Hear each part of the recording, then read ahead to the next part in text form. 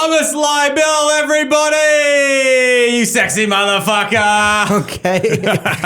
Cameron Bird, how are you doing? Good, buddy. How are you? Good to see you. Fantastic. Chilling. I'm doing okay. I'm a little bit, like, I was doing well, and then, like, something kind of a bummer happened on the way over here. I guess we'll just get right in. I had the car on the way over here, right? And, like, you know, like, normally, like, with the Uber, like, you're kind of just, like, not like talking to the guy. He's doing his own thing. He's having a phone call with his cousin who's trying to get a visa, or watching some like Bollywood movie on the mini player on his iPhone. We are like walking by like we're in the car in the BQE, and we roll by, we hear this like noise, like this like this loud high pitch. We go by a car and we look, and it's just like a woman is driving, and there's a guy just fucking clobbering her, like terrible, like fucking bummer, like not like, it was just a bad look, dude. And it was like, it was not, because, you know, at the beginning of like Uber, you kind of hate each other. You're like on your phone, like he hates you because like he doesn't get paid enough from Uber, and I hate him because he's an immigrant. And no, I'm kidding, no, but like you're kind of, it's like a weird vibe. But then that shit happened, and he looked back. He was like, yo, that, because just we're on an expressway, and this guy's like slapping his woman who's driving, which is not. It was just and then we just sat in silence. She was driving? Yeah, I know. Women shouldn't drive, right? But hey, say what you will about domestic violence. At least he was progressive enough. At least he was progressive enough to let his woman drive, because some people in the Riyadh Comedy Festival would not let that part happen. But yeah, so that was a bummer. But then we just like, it kind of unified us. Like every once in a while, you're like talking to and that's the best, because like you guys are both like in your own. I feel like everyone now, like into, you know, it's like this class thing where these fucking Uber delivery are like untouchables. It's like weird. You don't talk to them, like you don't. But it was like a humanized moment. He just looked back and he was like, "Fuck," and we just sat in silence. And I listened to his like praise Jesus, like black R&B, like whatever, like. And I just praised Jesus for the rest of that ride. And now I'm here with the wonderful Cameron Bird. Yeah. Cam, how did you get your start in comedy? I asked Tom, I said, mate, just don't ask me how I got into comedy, because everyone asked me how I got into comedy. So thanks, Tomas. You're a fucking legend. So listen, man, moral of the story is don't beat up your wife on a taxi drive over here, Tomas. Yeah. What's her name? Her? Yeah, your wife's name. Oh, I don't have a girlfriend, Cam. So we got to start with one, talking to a woman first, and we got to start with that. That's step one. You're a smooth operator, Tomas. I'm not a smooth operator. That's the one thing I'm not, is like, I don't know. Like, here's the thing is like, this is probably a common thing, but like I can be like funny and like, you know, flirty, but then like when it comes to like the one-on-one, then I fucking crumble like faster than like the LA real estate market after the fires. Like I just crumble. Like I can't like do, you know what I mean? I just don't like, I don't know what it is. But you're in college, right? Yeah. What university are you at? NYU Film School. Damn, there must be some talent in that school. Just the middle-aged Australian man being like, yo, the talent, these teenagers, the talent. Middle-aged? Got him! I guess I am nearly middle-aged. 36, that's got to be middle-aged, right? I feel like 40 is middle-aged. Yeah, I guess 40 is middle-aged more. Yeah. Well, you look great for your age, Ken, is the point. You look great for your age. Time flies, Tomas. Yeah. So do you, Tom. So can I call you Tom? Whatever you want. Okay. So let's pretend. Let's pretend there's a lady, all right, in the studio. Yeah. What? This is great because I'm already dressed like Andrew Tate. I'm already dressed like one of these fucking like male podcasters. Okay. Oh, let's do something different. Yeah. Tell me, what is it that goes on in your head when you're going up to a woman and you're like, oh, I think she's the one. It would be, I'm not attracted to you because I actually like men, but I don't know, dude. I like, so here's the real sad truth of this story is I used to like, I'm making this more dramatic than it actually is, but like I would like talk to girls all the time and like do like crazy shit, and then something shut off when like I got like a little bit canceled in high school in 10th grade, and then something shut off in me where then I kind of like stopped trying a lot, and like I still go on dates now from like the apps and stuff, but like I lost that like burning like I want to go talk to her, like I'm gonna do like try and be like charming and stuff.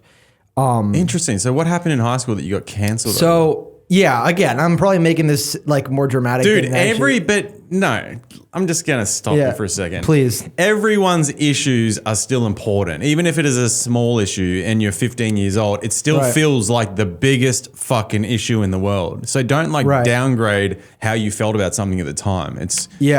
No, that is a big thing I'm realizing is like, it may seem small to some people, but when you're in that world and high school is your whole world, then it was devastating. So, and all you know is your own world. So it's perfectly normal and logical to feel a certain way about something. Yeah.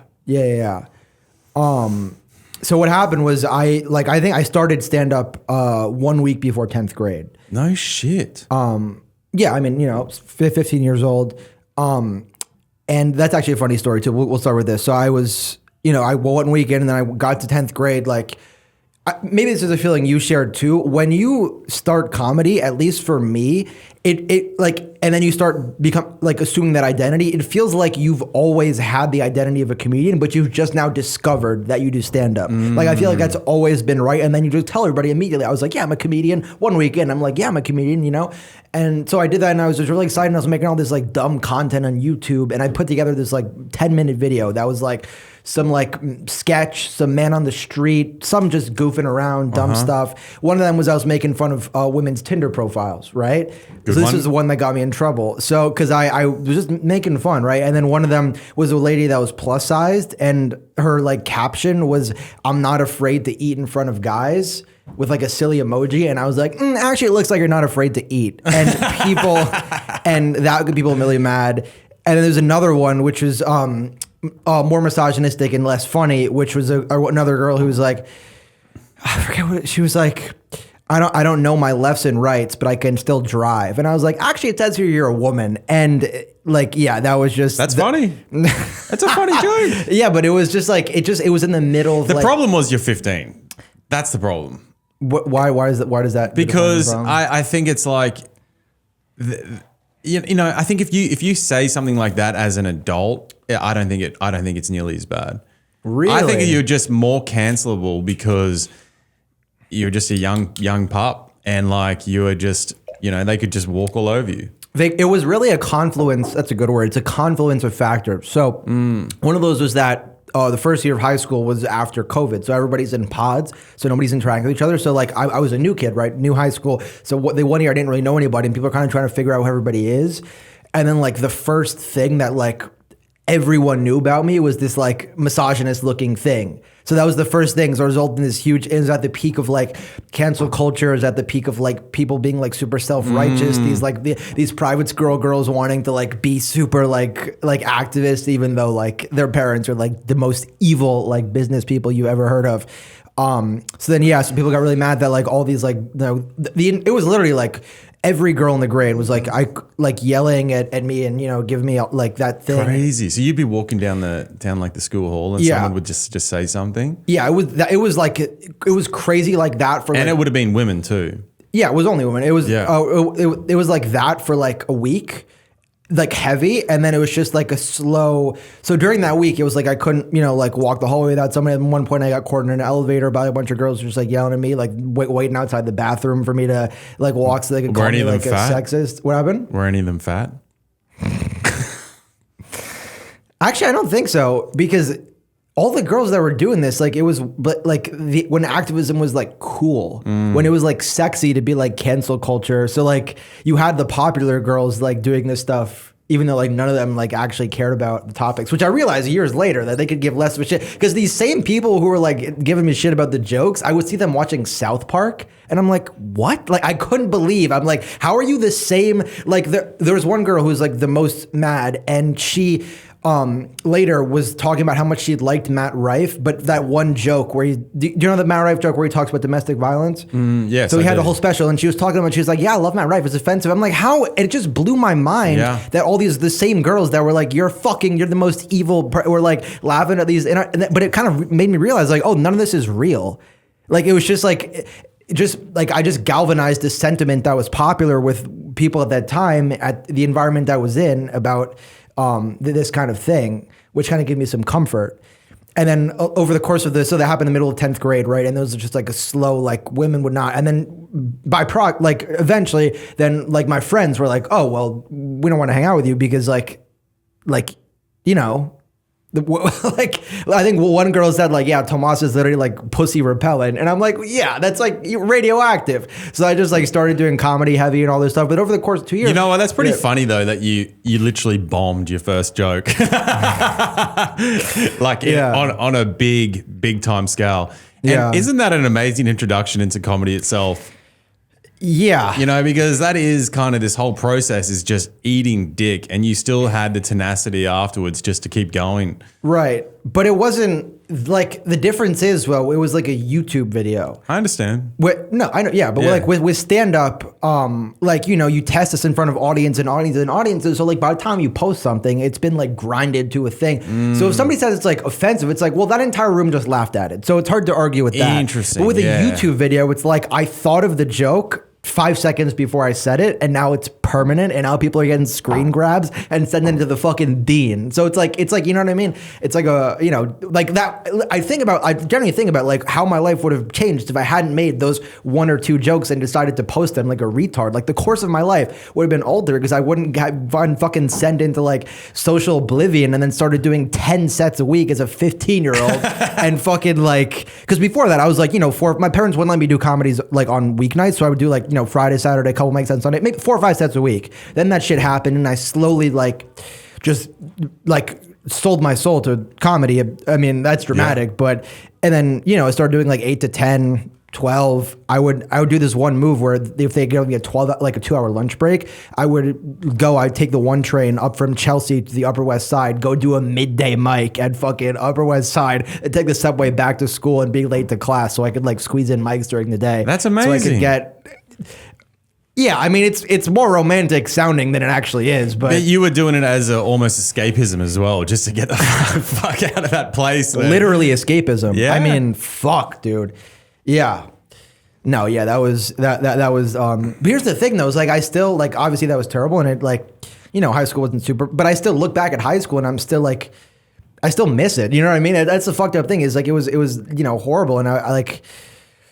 You know, it was tough for me, but I still like am grateful for the time, I guess. I don't know. It's probably boring, but no, it's not at all. It's actually really interesting. High school's a fun topic because like everyone's been there, everyone's done it, and everyone has had troubles. I don't know anyone that has gone through high school just smooth sailing.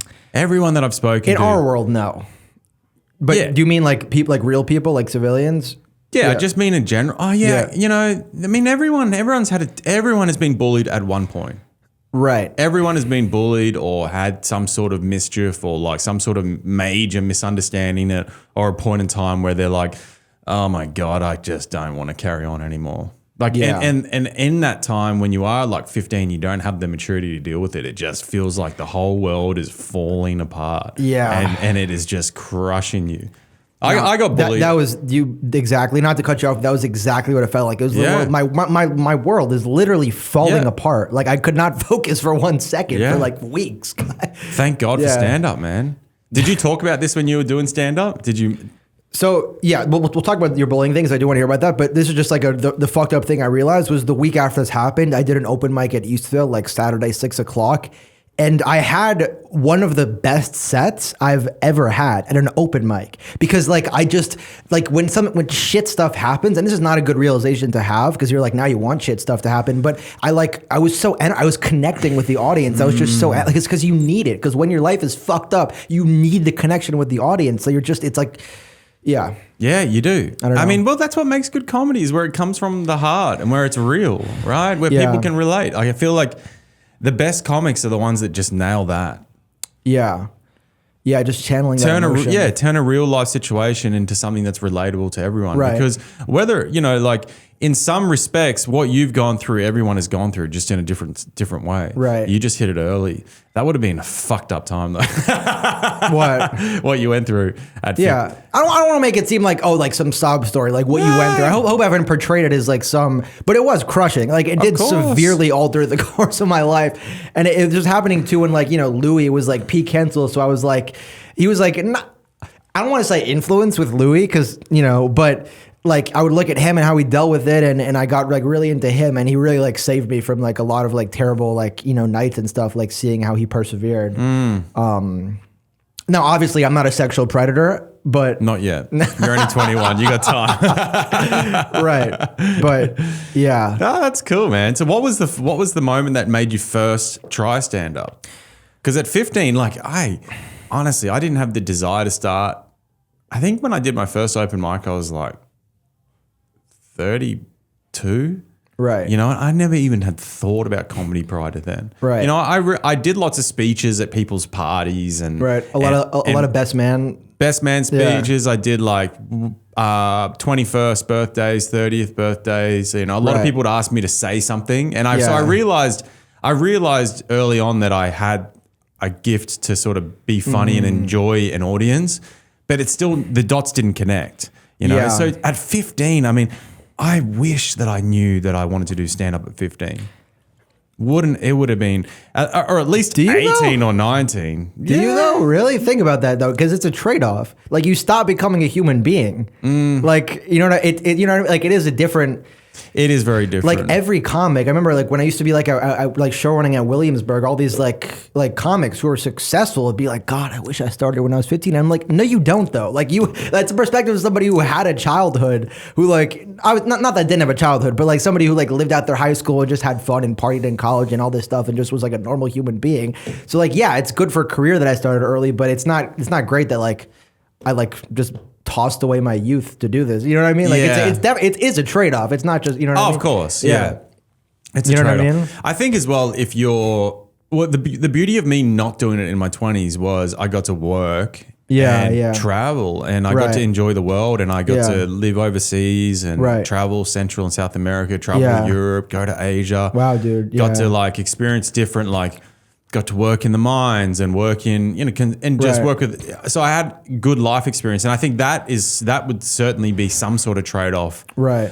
Although if you're doing what you love, it doesn't really matter what you do, right? Yeah. Yeah, sure. So they say. But like you have like a wealth of life experience to draw off of, and you've done a lot of like cool stuff and traveled all over. And I do have some life experience too, but then I think about like you start at 15 and then like, it's like I realized that I was doing let's say during the summer, during like a summer from like 11 to 12, I was like doing comedy every day, and then you just stop having experience because your whole life is going to open mics. Yeah. And you just like, you need to live life, Okay, I can completely agree with that. Yeah. Because, I went to Mexico recently, and prior to that, I was like just stuck in this like fucking comedy. I don't know.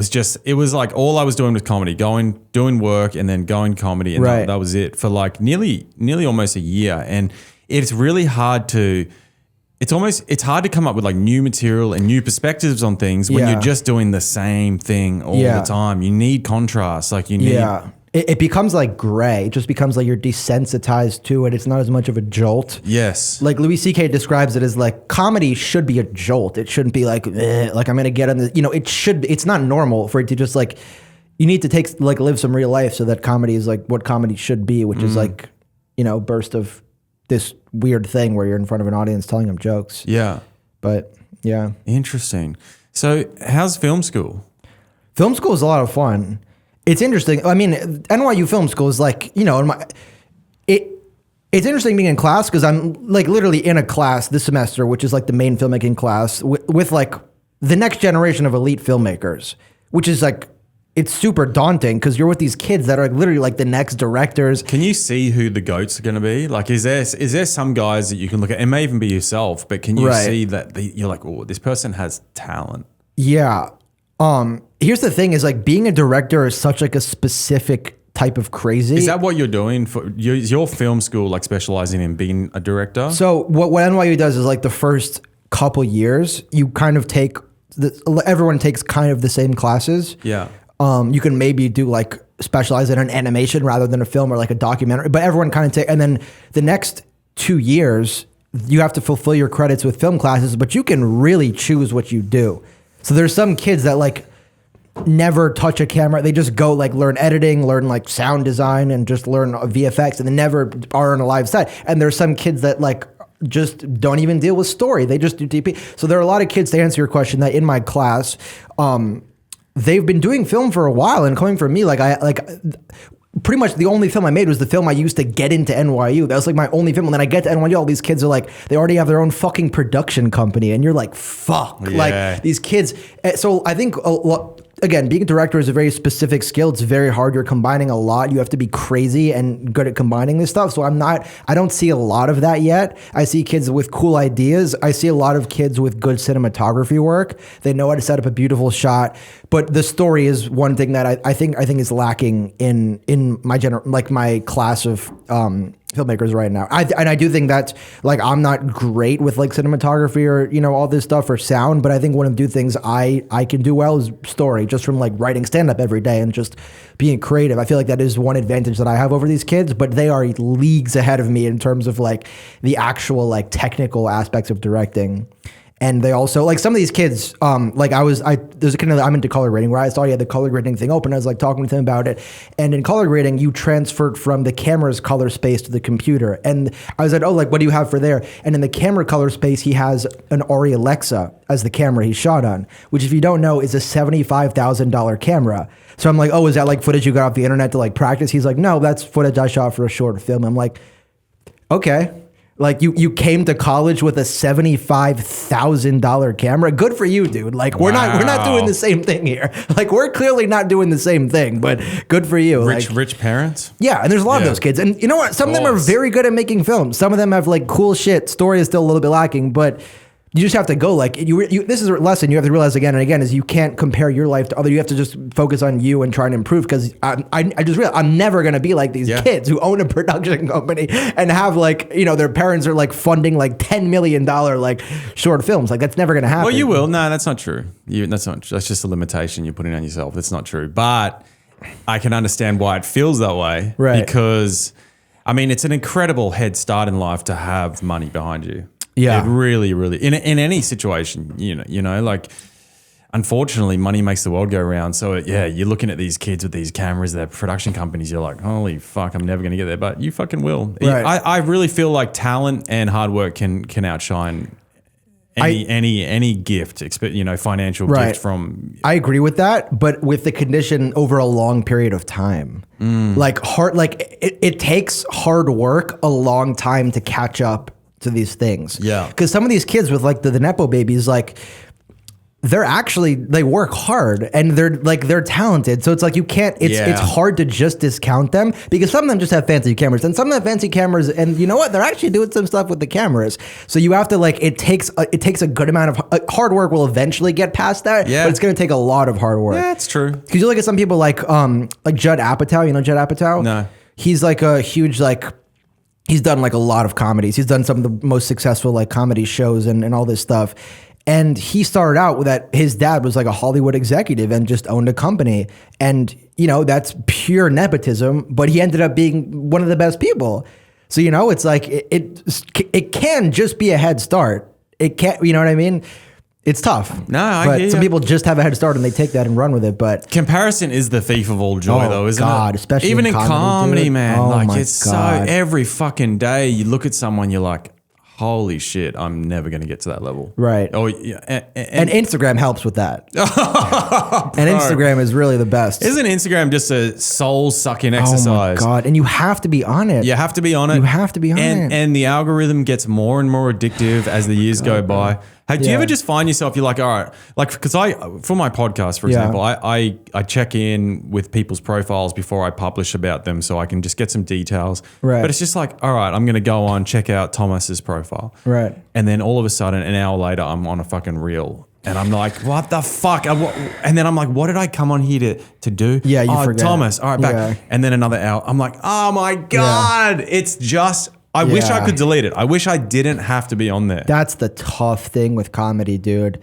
Like there's a few kids actually in film school, because that are just like off, like they have flip phones, which is like a cool trend for Gen Z. Yeah, I love that. That's pretty sick. Yeah. And the kids that do that in my class are actually pretty autistic and annoying, but it is a cool thing. And I think it's cool that a lot of, it's a generation where we grew up with phones, and so a lot of people are taking that and going back to analog. Interesting, and it's the strange thing is these guys didn't grow up with flip phones. It's like if I go back to a flip phone, that's normal, because I I had those growing up. I had the black and white analog screens where the only game they had on them was Snake. Yeah. And it's like. Right. And it's like, so these kids are going back to something that they never even had. That's a good point. Isn't that insane? Yeah. These kids are like, how do you use a flip phone? Yeah. But that's big. It's the people that want to go vintage and want to go analog and shop at a fucking Bushwick thrift store and buy like a blue collar like janitor thing that has like the name tag with like Ralph on it and smoke fucking cigarettes. That's the big thing now. I feel like that's when the revolution started happening though. Which revolution? The Zoran Mamdani revolution? Just this. I don't know. I have a feeling like we're headed for another social sort of revolution at some point. And the South shall rise again. And you can quote that here. It's gonna happen. It's got to happen at some point. Yeah. The world will never keep trickling in the same direction. It will always have some sort of jolt, as Louis would say. Right. Because it feels like. This is definitely changing the subject, but it feels, there's a certain level of control, certain level of just animosity towards wealthy people because there's just so many people struggling. There's so many people struggling. There's so many people that are really, really working hard, but can hardly put. That's a big one. Animosity towards the wealthy people with the not as much Charlie Kirk, but the United Healthcare shooter was a big one. 100%. Where it's just like, no one gave a for fuck. Being Did anyone care when you heard about the healthcare CEO that died? Like in this, not only did people not care, they actively didn't. They actively like said it's good. and isn't that a telling sign? It's like, and it's just like, it's funny when people start then going like your generation that are getting these flip phones. I feel like it's just, it's showing that it's all kind of trickling in the same direction. It's like saying fuck you to the man and we're disconnecting from this thing that you've created and we're getting away from it, which I kind of respect it. I think it's cool. Yeah. It is cool. Yeah, no, it is cool to see some kids going analog again after this AI.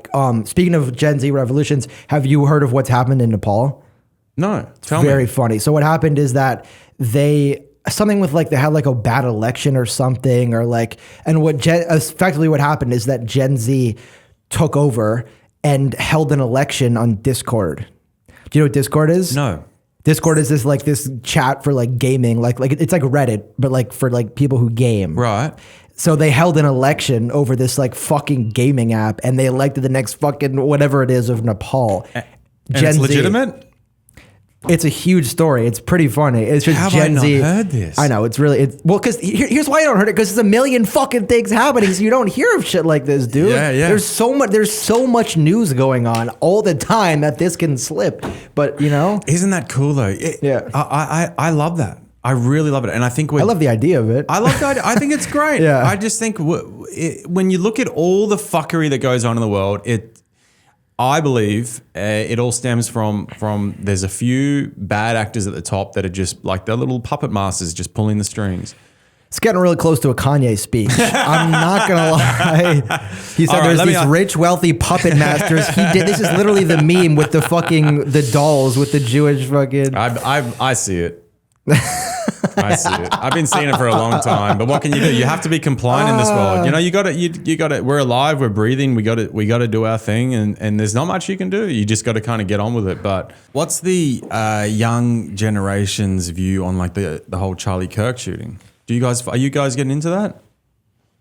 Yeah. I mean, I'm kind of like in a little bit of like an NYU bubble with a lot of the stuff I see. So I want to hear about that. The sentiment is largely like fuck him. Interesting. Yeah. 100%. Does that surprise you? No. Yeah, it does. What? Well, because I follow a different stream. So yeah. Why is that? Why does the university? Because it's like young people who are like, yeah, fuck it, like, which is fair. He's like kind of an asshole, but like, I the day after it happened, I went like to all like the kids in my class. I was like, yeah, how do you feel about that? And like not to be this way, but all the boys were like, yeah, I don't love the guy, but terrible political violence is obviously never good.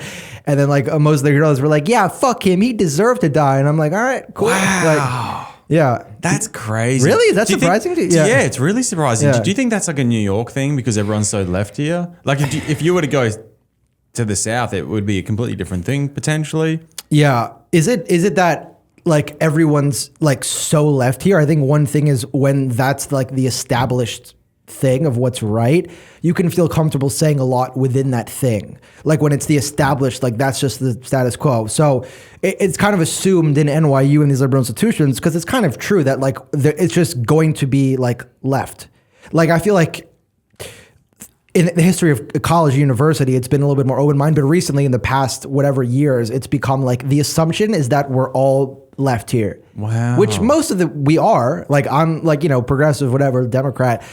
But it's kind of like, I don't think a professor should dictate that. Like last year, after Trump got elected, I had a professor who the day after showed us a film that featured planets colliding and the world ending as a metaphor for like Trump getting elected. Are like you literally serious? like, yeah. And I'm like, look, like you can't, this is like a smart teacher too. He's like Stanford educated, like smart guy, like really interesting class. But like, is it good for a teacher to be that biased? Yeah. And just people just assume like, is that right to be indoctrinating students into your way of thinking, or isn't it? Shouldn't you be teaching people to be able to think for themselves? Right. To sort of press on both sides. Yeah. I mean, I never went to university, so this is like crazy foreign to me. Right. Yeah, I mean, it's just established as like, yeah, we're just, everyone's left, there, no one's gonna, and the thing is like, no one, like I'm friends with a lot of kids who like voted for Trump, but nobody's gonna say, like no one's, so I guess just everyone not in New thinks, York. Yeah. But I mean, even in New York, surprisingly high Trump rates, but it's like half the country voted for Trump, and you go in public and nobody voted for Trump. Nobody wants to say they voted for Trump, right? So you have the situation because it's just like established. They're like, it's always the right thing. And then I think it's interesting is like I went, like a lot of people blame like the loss, the humongous loss of Kamala Harris and how Trump won is because it was a lot of Democrats and people like with traditional four-year educations and all this stuff, like talking down to like uneducated like people. And I think like I hate Mark Maron, but he had a line in his new special which I thought was good, which was like, the left, we have to really like stop our buzzkill problem. Like we're so annoying, we annoyed the average American into fascism. And I feel like that was largely the case with a lot of boys my age who grew up with this like shrill like voice of like ultra wokeness, and that kind of radicalized them into this like Andrew Tate like Trump thing. And then obviously there's the other side. There's the people reacting to my generation's boys being like super like red pill and going the other way, and it's not great. But what is the feeling like? What is the sentiment with like guys your age and like what do you guys like talk about? What do you guys like feel about your future and stuff like that? Is there hope? Are you guys, like what is it? What is going on? Because I guess when I was 21, are you 21, 22? 19. You're 19. 19? Yeah. God, you're the youngest person I've had on the podcast. Hell yeah, bro. All right. I thought you were older than that. Yeah. I didn't think about shit. Right. I didn't. I just didn't care. I was like, all I thought about was taking drugs and getting pussy and working. And I just didn't think about what was going on in the world. And is that the same with you guys? I mean, again, I'm in like a bubble because I'm in like a school that's made up of like elite kids, filmmakers, who are just like, artists. So they like think and overthink everything. So they are very self-reflective, but the normal NYU kids, I feel like, are not. Like the business kids that I know from like a fraternity, they're like they're on the wavelength of like just drinking every night and going to parties and stuff, and just trying to have sex with women. But yeah, I feel like there's this like quote I think from like Aristotle or something, where it's like a life unreflected on is one not worth living. And then I have an addition to that, which is like a life over reflected on is that of a stand-up comedian, because we just reflect every second and we turn into this like walking bald narcissism. So I don't know how much other kids are like thinking about and like being like neurotic and just overthinking all the time, but it seems like there is like a general sense of like apathy with my generation in terms of like the future of like AI and all this stuff. And at least with all the like the creative kids around like the art school that I go to, it's not great. It's like a crushing sense of like irony, like the world is going to fall apart. Like why try to do anything kind of thing, which is a little bit discouraging. Yeah. I mean, it's valid. Do you think AI will affect your industry in particular? So what AI has done in film is it is starting to replace a lot of low-level jobs, a lot of menial stuff.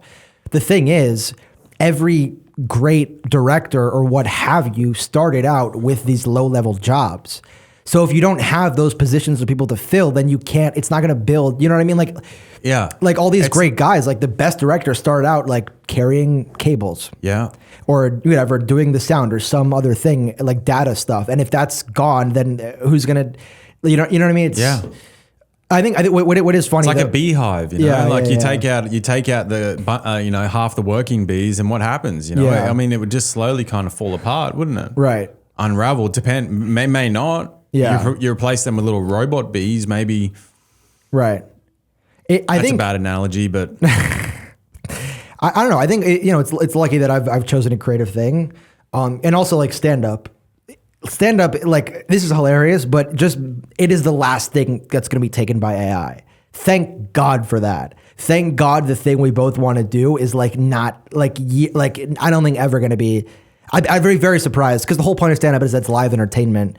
But then there's the thing of like, you know, like when we first like envisioned AI and all this like automation stuff, it would be like, oh, like they would do like the manual labor and the hard stuff so that we could focus on like art and society. And now it's kind of the reverse where it's like with Sora AI, like, no, AI is creating the art, and then we're doing the manual labor. So it's kind of like, and obviously it's like a simplification of what it is, but it is interesting the role it's playing where it's really playing a part in our creative, you know, outlets. Yeah. Are you guys using AI a lot in university? I don't know if I really use AI for anything I do. I'll ask ChatGPT very specific tech questions. Yeah. So that's something I heard like Hassan Minaj talking about, where it's like ChatGPT is great if you have like if you know what your question is, you know what you're doing, and you're trying to get to a conclusion. But a lot of kids my age are using ChatGPT for a worse way, which is like very general questions like, how do you like, but creative stuff, like not just like, hey, like what's the Rec 709, like, but like they'll literally be like, hey, like what's a good way to shoot this scene? Which like you don't want ChatGPT to be the beginning, middle, and end of your process. You want it to be like help you jump one step, and that's a good way to do it. But kids are starting from the beginning and using it for too much of the process, which is very dangerous.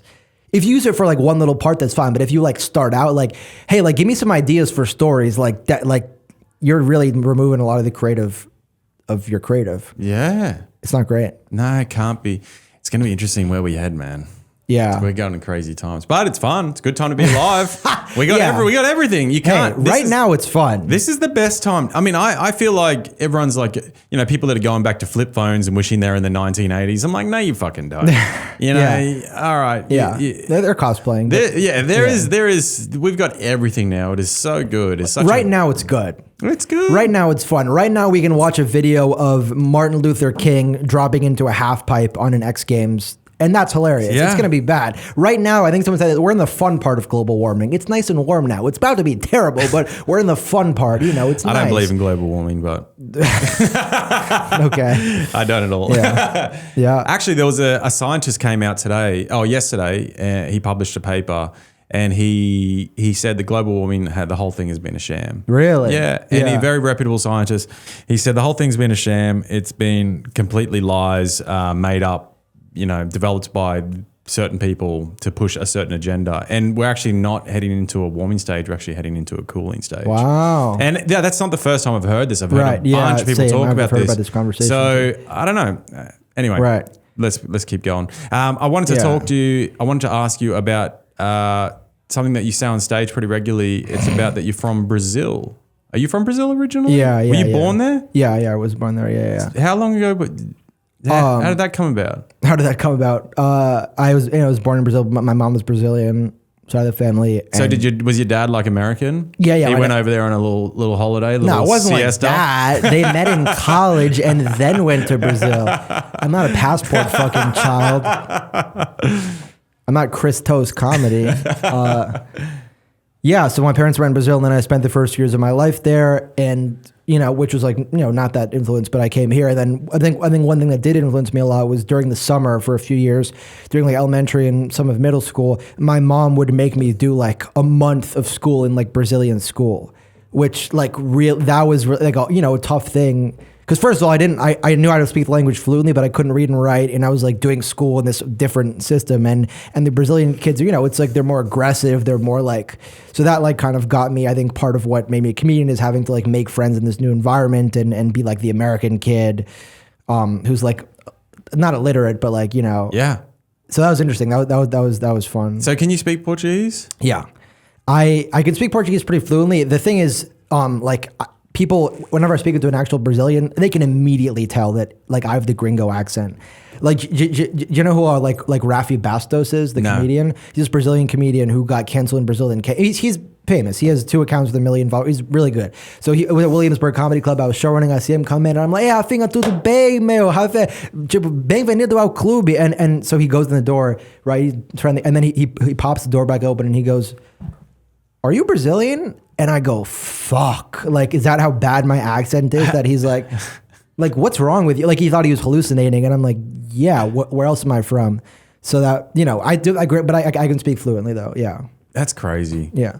Do your parents live in America both now? Yeah. Well, yeah. I mean, my parents are divorced, but they grew up next to each other in 2 like similar neighborhoods in downtown Brooklyn, like Cobble Hill and Carroll Gardens, 10-minute walk. So I went to like elementary, middle school in Brooklyn. But my mom right now is in Amsterdam, like finishing her PhD. But I live with my dad right now in Brooklyn, which is nice. Nice. Now, do you see? What's the Trump kid's name that goes? Barron. Do you ever see him on campus? I never seen him, but I've seen his like armada of cars. I have friends in class with him.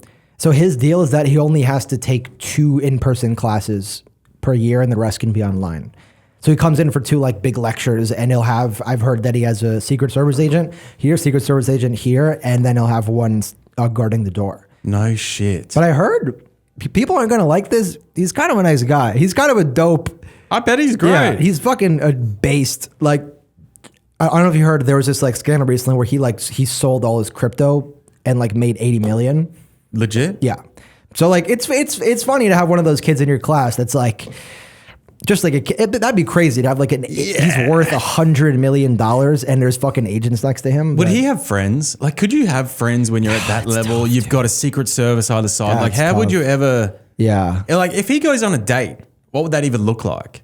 It would look like him going to an island called Epstein Island or similarly Mar-a-Lago. But I think Trump would hook something up there for him. But yeah, I don't know. I'm kind of desensitized to that a little bit because the high school I went to, like, you also had like there was this, like, for 9th and 10th grade in my, like, one of my classes was Suri Cruise, which is the daughter of Tom Cruise and Katie Holmes. No shit. Which, by the way, hated me. It was one of the most shrill voices during the whole cancellation thing. No. So she does not like me. But yeah, she was, so, you know, you're like, that's crazy that this, like.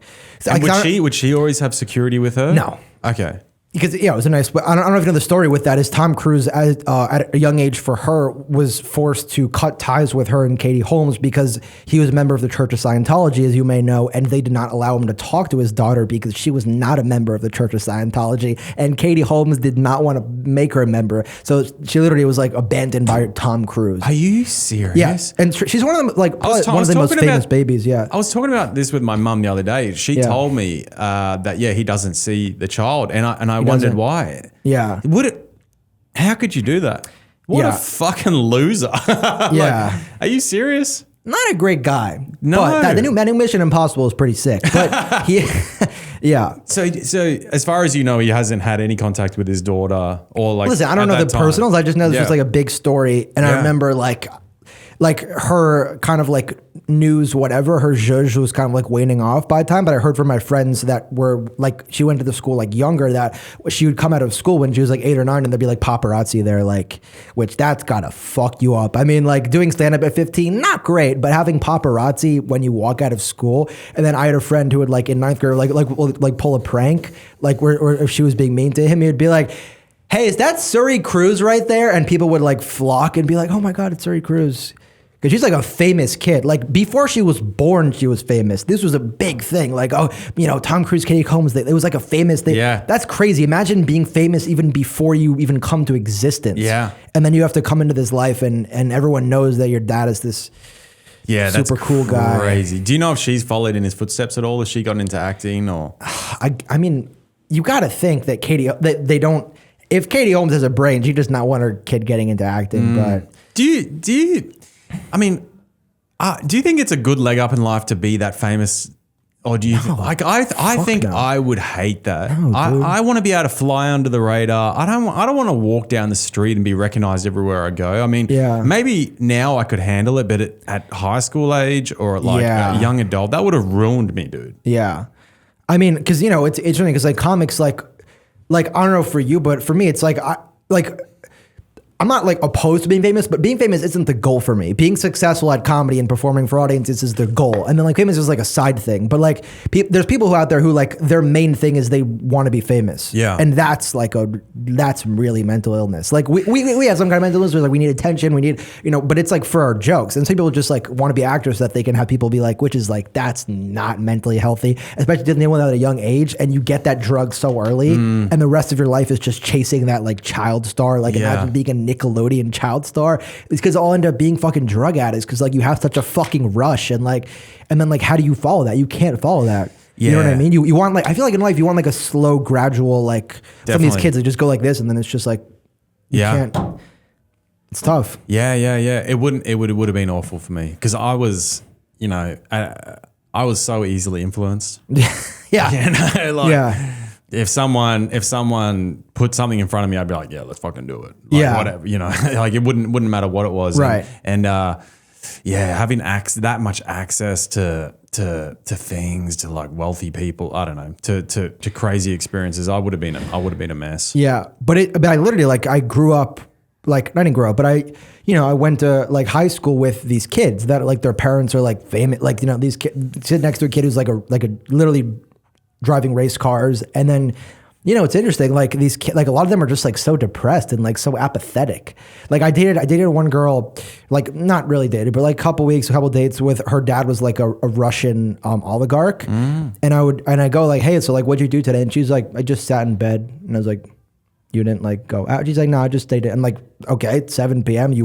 Okay. But like, that's how much apathy. You live in a fucking mansion in Soho. There's no reason to go outside. Like, I don't think you want that. Yeah. Like at first you're like, oh no, I want to. It's like, no, you don't want to be rich. Like, dude, like these fucking people are fucking depressed. It must be so hard to make friends when you're that wealthy as well. Like, because on a certain level, how would you know if people are being your friends for your wealth or because of who you are as a person? Oh, that's rough, dude.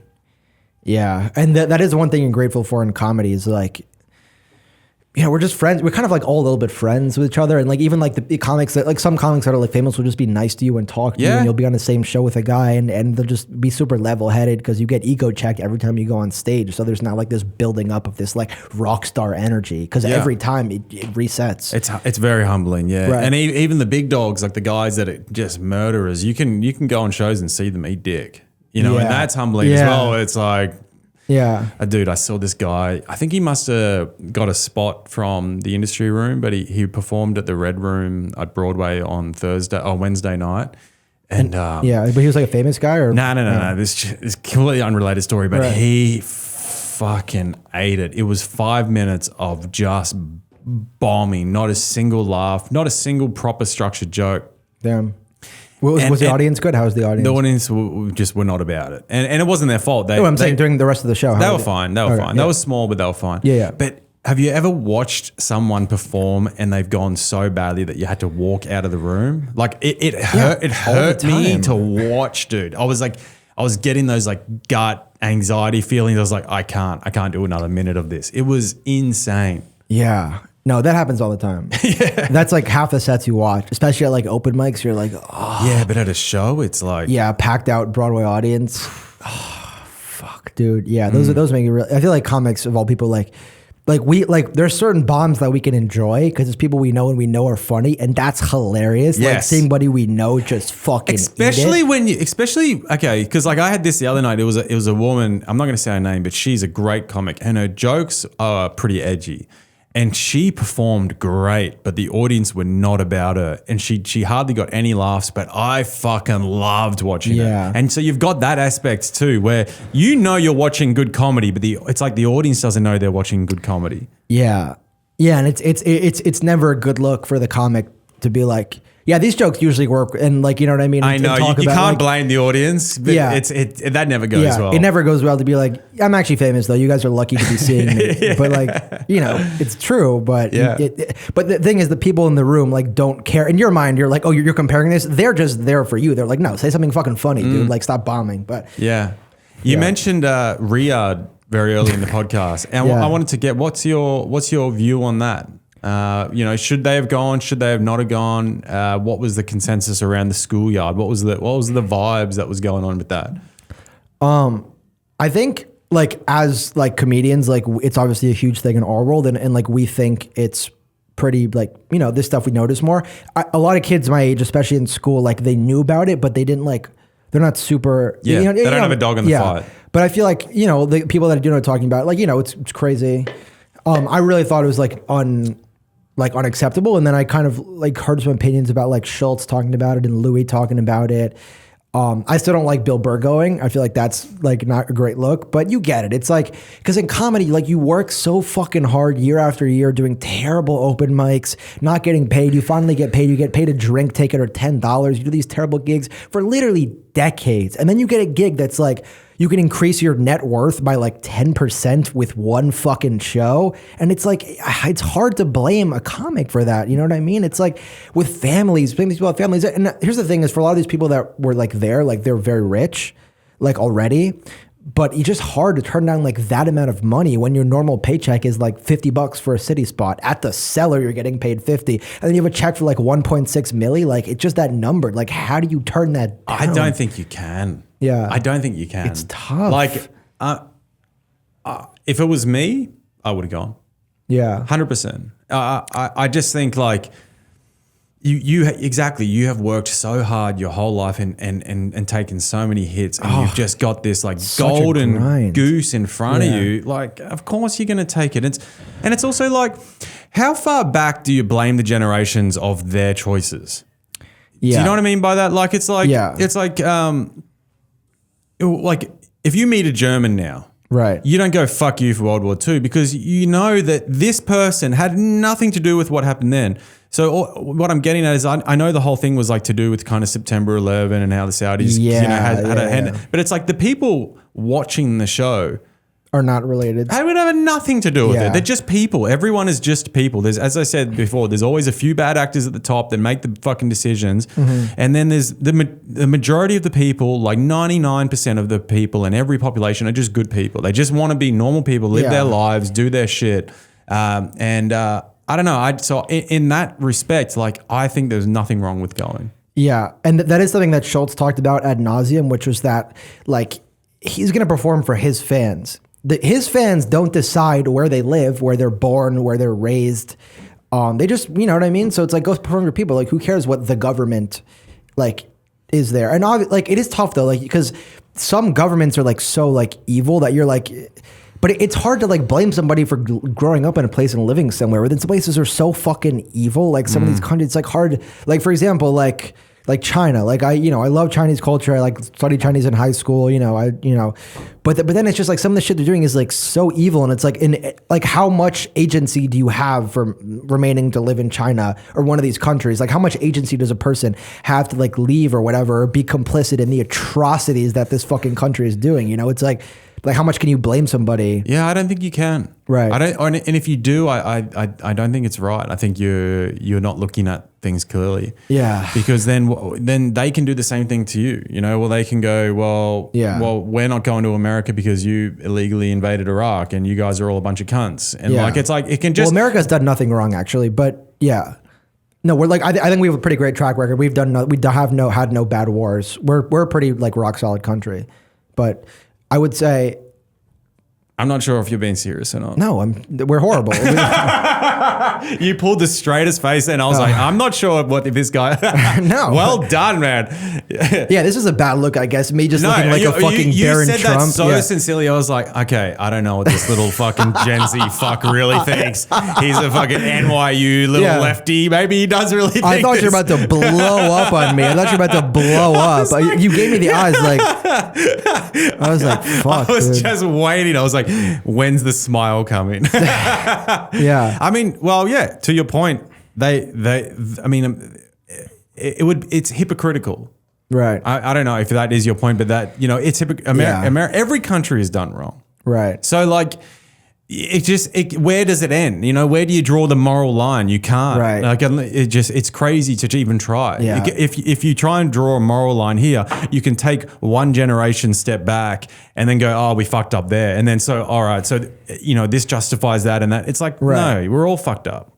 Yeah, do you know Louis C.K. has a joke, and I think his special 2017 on Netflix, which is like America's like a bad girlfriend, like everything like America's done that's terrible. They're like, I didn't do that, but then anything that like another country has done to them, they remember that shit forever. Yeah, like you know what I mean? Yeah. But yeah, we are not a great track. But here's the thing: in America, we don't do a terrible job of being aware of what we do. Like Like it's starting to now be a thing. Before it was like complete blindness, complete cooperation. But now there's more of a culture of like discussing the things we're terrible at. Whereas with a country like China, there are people, Chinese friends who you ask them like, hey, what do you think about the politics? And they go, I'm not comfortable talking about it. Yeah. Like they don't, and it's not even coming from a place of like fear. It's like they're not comfortable criticizing their government. And it's like, I don't like that. That's what I love. Yeah. That's what I really love about this country. Right. There is a sense of like freedom of speech and saying what you think, and being who you want to be, and it's very. I mean, that's why this country has created so many beautiful things. So many amazing artists have come out of this country.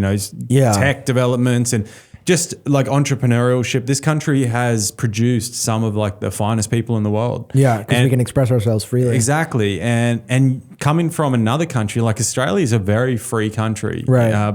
But I still feel it. I still think that there's a contrast between where I've come from and here. Yeah, how's the freedom of speech in Australia? Does it exist? It is, but I think Australia, we kind of inherited that British culture where it's like stiff upper lip, where you kind of like don't talk about it as much. Like, yeah, it's starting to change a little bit now, but we're very compliant when it comes to the government.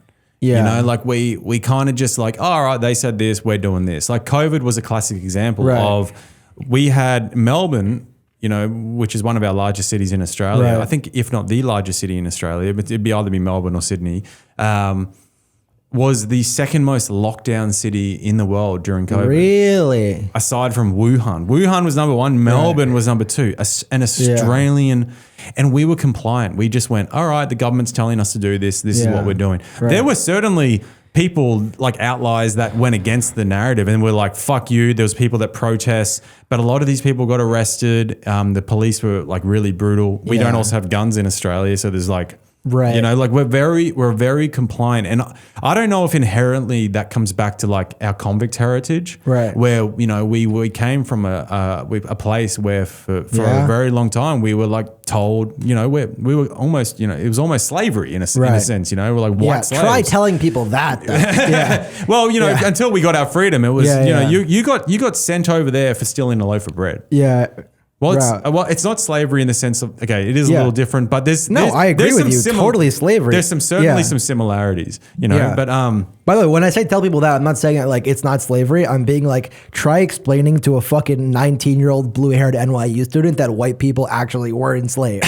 Like they doesn't, like there's like a common thought which is like, you can't be racist against white people. It's like, I've thought about it. I've thought about it a lot though, and how like the white Australian and the way the white Australians were established, in that country, it does share some similarities to how sort of like the African Americans came to America and how a lot of slaves got sent around the world. It's not the same. I understand that, but there are some similarities, and it's interesting that that's how our country got developed. But I do think that has in our culture inherited like a certain level of compliance towards the government. And I don't know if it's a good thing, but in the other flip of the coin, everything works there. Everything's like clean. Everything's really, the infrastructure is amazing. That's true. You go to like, you get out of New York and like, you look at the roads, like the bridges, even in New York, and it's like, fuck, some of this shit looks like it's just falling apart. Yeah. So it's like, I don't know. It's sort of segueing a little bit. It's like, so I don't know what is better or what's worse. Is it better to have this and then not have that? Or is it like,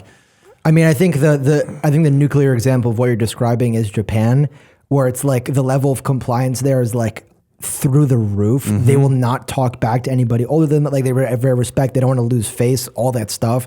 And they have the cleanest streets and everything. And they're respectful and they just keep their head down and do what they do and get good at it. No one's happy. Like there's no self-expression.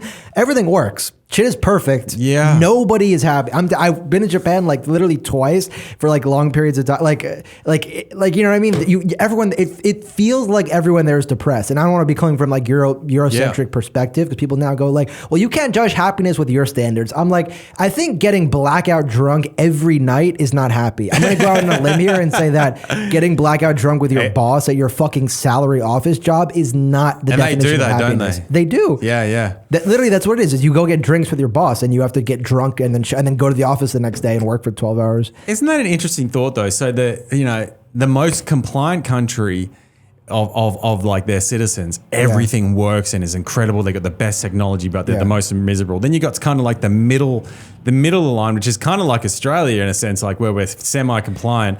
Everything kind of works, it's good. But then you come to America where it's like everything works here, but it kind of feels like, in a sense, everything's kind of falling apart too. Like they're not putting money. It feels like a country that's like cobbled together. Yeah, and it's kind of like being held up by like duct tape. And then and you got the homeless here, which is like nowhere else in the world. This level of homeless. Oh my god, dude! You got It's it's pretty hilarious though. Like some of the homelessness in New York is just it's funny how out of control it is. It's out of control, man. It's like, what's the trade-off? What's better or what's worse? I don't know. Yeah, well, this is something that was discussed on, I don't know if you watch Comedians in Cars Getting Coffee with Jerry Seinfeld. I have to watch. So I think the Sebastian Maniscalco episode or the Alec Baldwin episode, they talk about how like New York used to be like crazy. It was fun, but it was crazy. And there was like, it wasn't ruled by corporations. It was very like loose and it was more fun and there was more like art.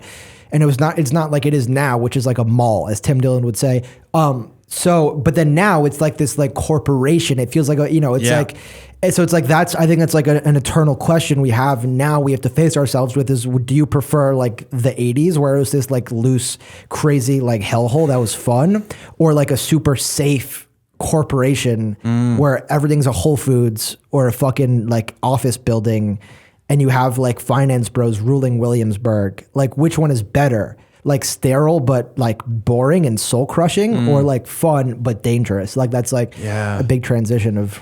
I feel like there just has to be in everyone's society there has to be a certain level of socialism in a way, and what I mean by that is there just should be certain things that humans shouldn't have to struggle for. Yeah, like I feel like everyone should get affordable housing. Right. And I feel like everyone should get free healthcare.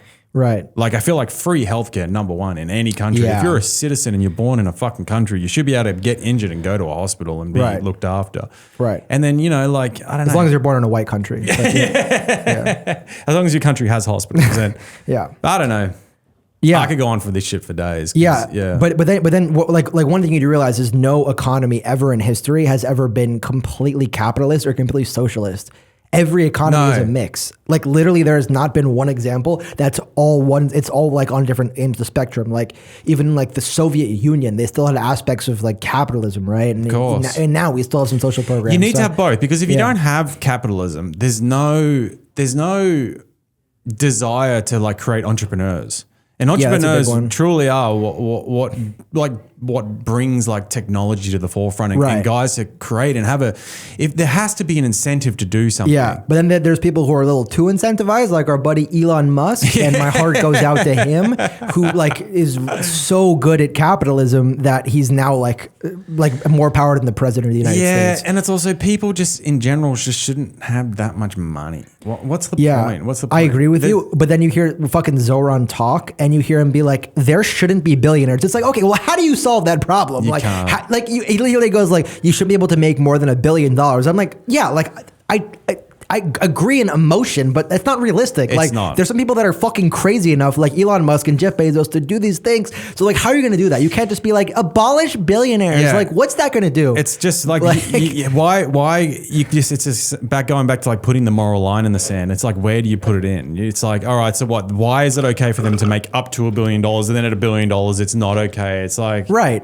It doesn't make any sense. Yeah, I mean, people are like, people who say that like act like they wouldn't accept $1 billion.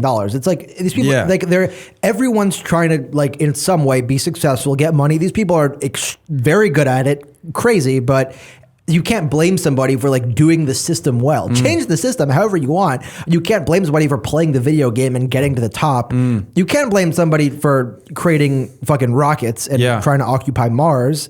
And doing all that stuff, but do you think though, if there was more, okay, so back in like the 60s, I'm not sure it's about 60s, but I know like the 70s and maybe probably 60s, 70s, 80s, when people could live off like one wage, and the general like comfortability of the household was pretty good. You know, you could like, everyone could eat, they could send their kids to school, everyone could do pretty well. There was that just level of comfort that people weren't struggling, right? Yeah. And generally, I'm sure the people that were, but it wasn't as hard as what it is now. Right. Do you think though, if you could get back to a sort of even baseline where it just, you know, yes, okay, there's still going to be billionaires, but you're not going to have these people right down there just fucking eating dick every day. Right. Do you think then these guys at the very bottom would be looking up at the very top so much? Yeah. If you know what I'm getting at. I think that the term you described, like the term that I would use to describe what you're talking about with the people in the 80s is they had financial freedom. They weren't constantly having to live where now, like people are very heavily incentivized to live in a gig economy where you're constantly looking for gigs. You're constantly looking for like the next thing. And everybody's like an entrepreneur instead of just like having a job and then be able to save up for a house. And everyone's renting now. That's a big one, is rent is being pushed on everyone. So it's like, you know, they want you constantly renting. They want you constantly going from job to job, which just leaves so much room for them to fuck you. Whereas like back in like the 80s, you could like just get a job, buy a house and not be in that fucking like grind system. And that's like, you know, it's not good. There's not much stability nowadays. No, there's not. And people are heavily incentivizing renting and living on this like credit system. Like there's this company called Built. I don't know if you've heard of them, but they like incentivize, they give you points for renting. And they would do is they like, are funding. So like I interned last semester for a comedy organization called Comedy Underground Overground, and they would do like pop-up shows in cool places like Katz's Deli, Peter Luger's, like whatever, all these cool places. And then when I was there, like half their shows ended up being paid by Built, which was like a credit, like whatever renting company. And then these rich people from Built would come to the shows and be some of the worst audiences ever, just like rich people, just like, you know. But then you had literally a group of people who were just like renters. And then the fucking like, I remember one time like the billionaire CEO came on before the show, like literally a straight up billionaire just went up on the microphone, just introduced the show. And I've never laughed harder because I think it was Matt Richards was there and he was supposed to host the show and he's waiting for this fucking billionaire. It's this horrible speech. It's like, if you've ever watched Silicon Valley, it's like just that level of like fucking autism and like just an asshole. And then Matt Richards goes, "Can somebody light this N-word?" And I died laughing. Like this billionaire was giving a speech and he's like, and then he looked at me, he's like, "Oh, this fucking kid looks like he works for this fucking tech douchebag." And he's like, "I didn't mean that." And I was like, "No, buddy, I fucking hate this guy too." But it's so funny. Yeah. Dude. Before we have to go, I wanted to ask you. No, sorry, this is a meandering story with no point to it. Who gives a fuck? It's all good, whatever, man. What is your view on the election coming up? Is Zoran like, is everyone in the university like, go Zoran? Like what is the consensus? What's the... Yeah, I mean, I tried to vote yesterday, by the way, and then I went to the thing and she was like, "Yeah, are you like, what's your name?" And I'd give her, and it's like I wasn't registered, so I got laughed out of Borough Hall because you have to register. So like, unfortunately, I cannot vote. If I could vote, I don't know. I might go like a Curtis Lewa or somebody. In my generation, the big sentiment is Zoran. It is very much Zoran because Zoran's the young guy who's doing all this stuff. He has this like all these idealistic things like free rank or whatever, all this free stuff, not realistic, but. And then all the kids that I went to high school with, I would say on average are a little smarter than the kids that I'm in college with right now, are a little more like Andrew Cuomo, like, and by the way, these kids are equally as progressive, but they're taking a more rational, realistic approach to like, we're not gonna get a lot of progress if fucking Trump is gonna just fucking hate New York because Zoran's doing it. It's a little more level-headed of like a strategy of, you know what I mean? Because like a lot of people think is that if Zoran gets elected, Trump is just going to fuck New York City even more. Like what he did like in the past few years with like all the migrant stuff. Because like he got into it with Eric Adams and he ended up sending us millions of migrants, which fucked our economy and, you know, messed us up for a while. So it's kind of, you kind of want, in my opinion, a mayor who's not necessarily going to play ball with Trump because that's not good, but not like be such a declared enemy of Trump, because then it's just not going to end well. Like Trump is a fucking dick. He's going to make our city horrible, and Zoran's just going to he's declaredly super anti-Trump, which obviously yes, Trump is horrible, but that's not. I don't know. It's just I don't know if it's going to work out to have a mayor and then such a volatile president who's just going to be committed to making our city not great. Interesting. Well, I guess we'll see what happens. When do the results get drawn? It's got to be in a couple weeks. Yeah. It's Zoran's most likely. I think it's closer than I thought. I think the last thing I looked at was he was 43%. Yeah. With Andrew Cuomo being 30%. Okay. And Curtis Lewa being 7%. Yeah, right. He's got it in the bag. Yeah. All right. We'll give everyone your socials. Tomas Liebel comedy on Instagram, Truth Social. I don't know, my username is in there. Pornhub. I am. I don't know. Sorry if this was boring. That was a great episode, dude. You're a bright kid. Kill myself. It's been a pleasure, man. Thank you for having me. Yeah. Again, I really appreciate it. I feel like it's always fun having you in the club. You're such an easy guy to talk to. I appreciate you guys funny stuff. So I do appreciate it. It's been a pleasure to have this little chat on Halloween. By the way, I never said this before we end. I'm not just wearing a suit to be an asshole. It's just my Halloween costume. I'm doing a Men in Black. I'm not just wearing a suit to fucking be an Andrew Tate podcaster right now. This could just in case people thought I think you look great. I got it straight away. I was like, "Oh, who's this sexy boy?" Okay, guys, follow Tomas. He's a fucking legend. He's you're destined for big things, man. You're a smart guy. No. Yeah, you definitely are. Nope. Just don't call women fat and get cancelled again, and you're gonna be just fine. Give me that one. And guys, please like and subscribe. Helps me grow. Love you guys. See you on the next one.